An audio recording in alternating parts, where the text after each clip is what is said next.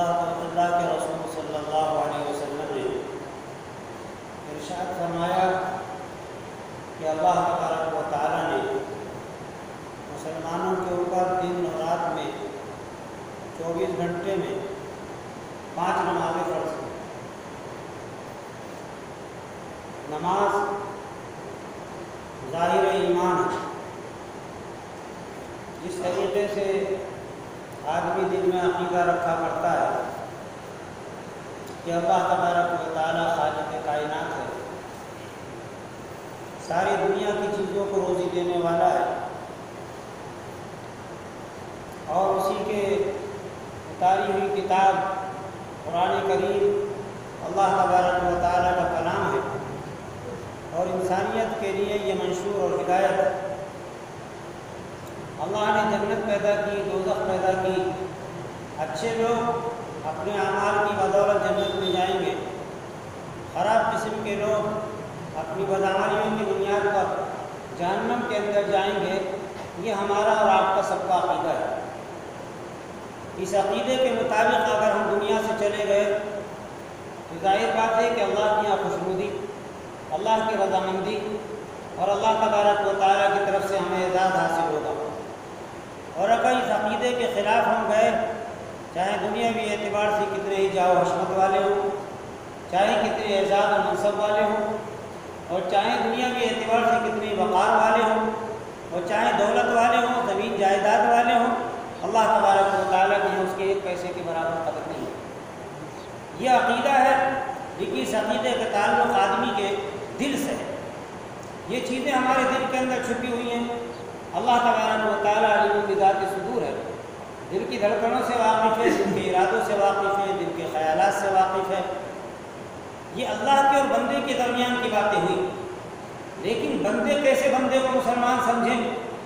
تو اللہ کے رسول صلی اللہ علیہ وسلم کے اوپر جو شریعت نازل ہوئی اس میں 5 وقت کی نماز ایسی ہے کہ جس کے ذریعے سے ایک بندے کے دوسرے بندے کو پتہ چلا کرتا ہے کہ ایمان والا ہے، یہ مسلمان ہے، اسی نماز کے ذریعے سے پتہ چلا کرتا ہے۔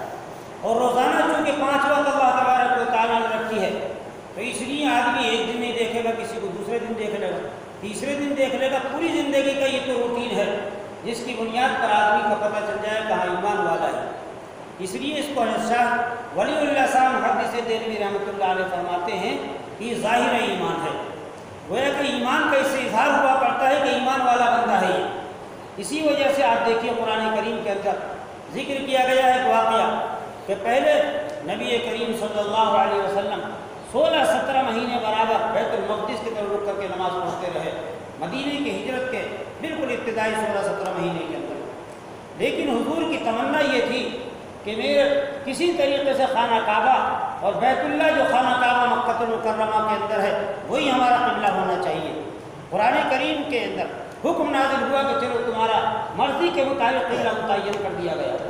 صحابہ کرام کو بڑی تشویش ہوئی، یہ اللہ اگر واقعتاً ہمارا قبلہ یہی تھا تو 16-17 مہینے برابر جو بیت المقدس کی طرف رک کر کے ہم نے نمازیں پڑھی خراب تو نہیں ہوگی، وہ ہماری نمازیں ضائع تو نہیں چلی گئی، ضائع تو نہیں ہو گئی صاحب جا کر۔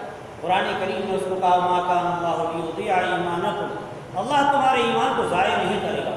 حالانکہ ظاہر بات ہے کہ ایمان کا مسئلہ نہیں تھا، مسئلہ نمازوں کا تھا، اس لیے کہا جا رہا ہے کہ اللہ تبارک و تعالیٰ تمہارے ظاہر ایمان یعنی نماز کو کسی قیمت پر بھی ضائع نہیں کر سکتا ہے۔ اس سے پتہ چلا کرتا ہے روزے آئے 1 سال کے اندر آیا کرتے ہیں، اس سے واسطہ پڑا کرتا ہے، اور کبھی کبھی تو روزے کا پتہ بھی نہیں چل پاتا کسی دوسرے آدمی کو، گھر والوں کو پتہ نہیں چلا کرتا۔ کچھ لوگوں کو میں ایسے جانتا ہوں کہ جو روزہ رکھا کرتے ہیں، ان کی صورتحال یہ ہوا کرتی مغرب بعد کھا لی، اور مغرب بعد کھانے کے بعد انہوں نے نیت کر لی کل کو مجھے روزہ رکھنا۔ اب اس کے بعد اگلے دن آ جاتا ہے، پورا دن گزر جاتا ہے، اور وضو کرتے کرتے ایک کلی اندر کو ایک کلی باہر کو مغرب کے وقت میں ہو جایا کرتی ہے۔ یہ اللہ برابر وضو کرنے والا وضو کر رہا ہے، کسی کو نہیں پتہ چلا کہ اس نے روزہ افطار کیا، گھر والوں کو پتہ نہیں چلا کہ اس نے سحری بھی نہیں کھائی ہے چونکہ، تو لہٰذا ان کو بھی پتہ نہیں چلا۔ لیکن ایمان ایک ایسی چیز ہے، یہ ظاہری ایمان، نماز جس کو پتہ چلا کرتا محلے والوں کو، خاندان والوں کو، گھر والوں کو، رشتہ داروں کو، بازار والوں کو، سب کو پتہ چل جایا کرتا ہے۔ اس لیے کہ نماز جماعت کے ساتھ شروع ہوئی ہے۔ اس معنی کے اعتبار سے اگر آپ دیکھیں کہ ظاہر ایمان ہے دوستوں، تو نبی کریم صلی اللہ علیہ وسلم نے ارشاد فرمایا کہ اللہ نے 5 نمازیں تمہارے اوپر فرض قرار دی ہیں، اگر کوئی آدمی اس نمازوں کو صحیح طریقے سے ادا کرتا ہے تو اللہ تبارک و تعالیٰ کی جنت واجب ہوگی۔ صحیح طریقے پر ادا کرنا، وَأَتَمَّ رُكُوعَهُنَّ وَخُشُوعَهُنَّ، اللہ کے رسول فرماتے ہیں کہ اس کا رکوع، اس کا سجدہ، یہ دونوں کے دونوں اہم ترین عبادت کے جز ہیں، اہم ترین جز ہیں۔ اس لیے ان دونوں کا تذکرہ کرتے ہوئے فرمایا کہ آدمی رکوع بھی بڑھیا کر کے کرے، سجدہ بھی بڑھیا کر کے کرے۔ لوگوں نے لکھا ہے پوری نماز الف سے لے کر کے یا تک، تکبیر تحریمہ سے لے کر کے سلام تک، بالکل آداب کا لحاظ رکھتے ہوئے، سنتوں کا لحاظ رکھتے ہوئے، واجبات کا لحاظ رکھتے ہوئے، فرائض کا لحاظ رکھتے ہوئے اگر نماز پڑھی جائے گی تو یہ خشوع و خضوع قرار دیا جایا کرتا ہے۔ حضرت والا تھانوی رحمۃ اللہ علیہ فرماتے ہیں کہ خشوع اور خضوع نام ہے ظاہر کے بھی پرسکون ہونے کا اور باطن کے بھی پرسکون رہنے کا۔ ہمارے ظاہر میں بھی کوئی حرکت نہیں ہونی چاہیے اور ہمارے باطن میں بھی کوئی حرکت نہیں ہونا چاہیے۔ ظاہری حرکت کیا ہوا کرتی ہے؟ بہت سارے لوگوں کو دیکھا تو ان کا ہاتھ رکوع سے نہیں رہتا، کبھی کبھی داڑھی بجاتے رہیں گے، کبھی داڑھی میں کنگا کرتے رہیں گے، ادھر جا کرتے کنگا نہیں ملا انگلیوں کا استعمال کرتے رہیں گے۔ بہت سارے لوگوں کو دیکھا کہ قاعدے میں بیٹھے ہوئے ہیں اور دامن اپنا سنوارتے رہیں گے، کبھی اوپر کریں گے، کبھی نیچے کریں گے، کبھی دائیں کا صحیح کریں گے، کبھی بائیں کا صحیح کریں گے۔ کتنے لوگوں کو دیکھا کہ اس انداز سے حرکت کرتے رہیں گے۔ کبھی دیکھو نماز پڑھتے ہوئے آدمی نماز پڑھ رہا، ایسا لگتا ہے کہ بالکل 75 سال کی عمر کا بوڑھا ہو چکا ہے۔ کبھی دائیں پیر پہ پاؤں پہ کھڑا ہوا ہے، کبھی بائیں پیر پہ کھڑا ہوا ہے۔ یہ اللہ 4 رکعت 4 منٹ کی 6 منٹ کی نماز ہے اور اس کو ہی باہر 2 پیر، ایک ادھر کو کبھی ادھر کو کبھی ادھر کو، اگر سیدھا سیدھا کھڑا ہو جائے تو کیا پریشانی کی بات ہے۔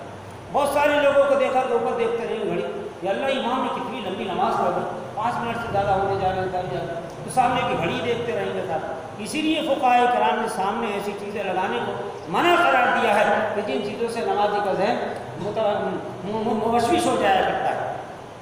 بہت ساری مسجدوں میں دیکھا کتبے لگا دیا کرتے ہیں، بہت ساری مسجدوں میں دیکھا اوقات صلاۃ ٹانگ دیا کرتے ہیں، بہت ساری جگہوں پر دیکھا درود شریف کا کتبہ لٹکا دیا کرتے ہیں۔ یہ نمازی کے سامنے کسی قیمت پر نہیں ہونا چاہیے، اس کے ذریعے سے نماز خراب ہوا کرتی ہے۔ اسی وجہ سے گرمی کے موسم کے اندر کبھی کبھی دیکھا جایا کرتا ہے کہ جیکٹ کے اوپر لکھا رہا کرتا ہے، پیچھے والا پوری تلاوت کی وجہ اسی کی تلاوت کرتا رہتا ہے۔ انگریزی اگر کمزور ہے تو ہچے کرتا رہے گا، سمجھا کر کہ یہ جی ہوا، یہ بی ہوا، یہ آئی ہوا، پھر آ کر کے کیا بنے گا کیا نہیں بنے گا۔ تو لہٰذا اس طریقے سے آدمی پورے تلفظ اور ہجے سب پوری نماز میں کرتا رہتا ہے۔ تو ظاہر بات ہے کہ اس صورت میں ہماری نماز کا خشوع ظاہر تھا وہ ختم ہو گیا سارا کا سارا۔ ہم کبھی اوپر دیکھ رہے ہیں، کبھی نیچے دیکھ رہے ہیں، کبھی ہوا نہیں لگ رہی تو کبھی اوپر دیکھ لیا کرتے ہیں نا پنکھا نہیں چل رہا ہے، لائٹ تو آ رہی ہے، کیوں؟ اس لیے کہ پنکھے کی رفتار، اس کا کنڈنسر کمزور ہو چکا ہے تو بھائی پنکھے دیکھ لیا کرتے ہیں۔ یہ طریقے ظاہری طور پر سکون کے نہیں ہیں، حرکت کے۔ نماز میں ظاہری طور پر اگر حرکت کی جائے گی تو اس صورت میں آپ کی نماز کا خشوع اور خضوع جاتا رہ جاتا ہے۔ باطنی سکون کیا ہے؟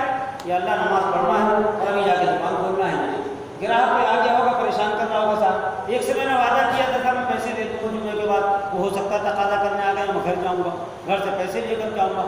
پوری پلاننگ ہو رہی ہے صاحب، پوری پلاننگ نماز ہوتی ہے۔ تو لہٰذا اس طریقے سے اگر ہم نماز پڑھیں، ظاہر بات ہو کہ ہمارے باطن سکون سے نہیں، ہمارے ظاہر سکون سے نہیں، اور ہم شعور کر جاتے کہ ہم نے نماز پڑھ لی۔ صوفیہ کرام نے لکھا ہے، صوفیہ کرام نے لکھا ہے صاحب جاگر کہ جس آدمی کے خشوع اور خضوع نماز میں نہیں پائے جائے گا اس کی نماز نہیں ہو سکتی تھا۔ لیکن اتنی بڑی بات ہوگی، صوفیہ کی بات ہے، اللہ جزائے خیر دے فقہاء کرام کو۔ فقہاء کرام نے لکھا ہے کہ نماز تو اس کی ہو جائے گی لیکن اس کے اوپر اجر نہیں ہو سکتا۔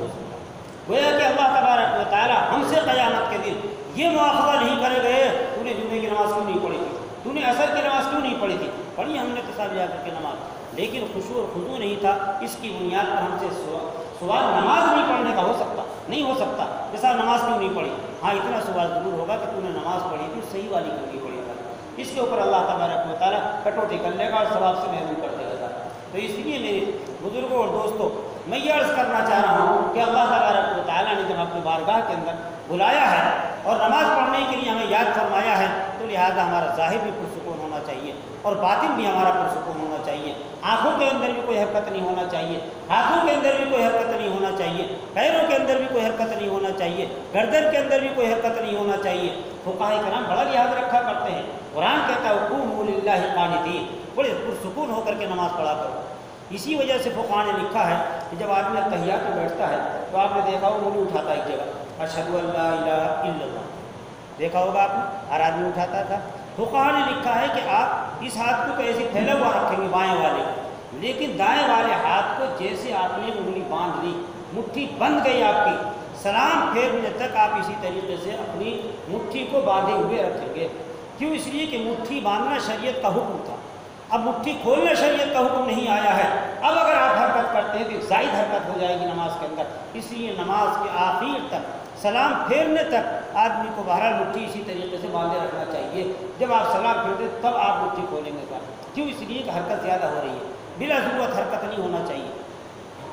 جیسے مثال کے طور پر کوئی آدمی جلد بازی میں کبھی کبھی نماز میں شامل ہو جایا کرتا ہے، جلد بازی میں نماز میں شامل ہو جایا کرتا ہے اور آدمی کی آستینیں اوپر تک ہوا کرتی ہیں، جیسے وضو کر کے آدمی آتا ہے، فقہا نے لکھا ہے کہ ایسی صورت میں بہت معمولی سے عمل کے ذریعے سے، جس کو عمل قلیل کہتے ہیں، اس کے ذریعے سے آدمی کو مختلف ارکان میں آستین کو نیچے کرنا چاہیے۔ یہ نہیں کہ لگ گیا ہاتھ باقاعدہ آستین نیچے کرتے ہوئے ساتھ باقاعدہ کھڑے ہو کے اس طرح صحیح کرتا ہے، انیت باندھی ہوئے پہلے سے اللہ اکبر کہہ کر دوسرا آدمی سوچے یہ اللہ نماز پڑھوں کیا کر رہا تھا۔ کیوں؟ اس لیے کہ اس صورت کے اندر عمل ہمارا زائد ہو رہا ہے۔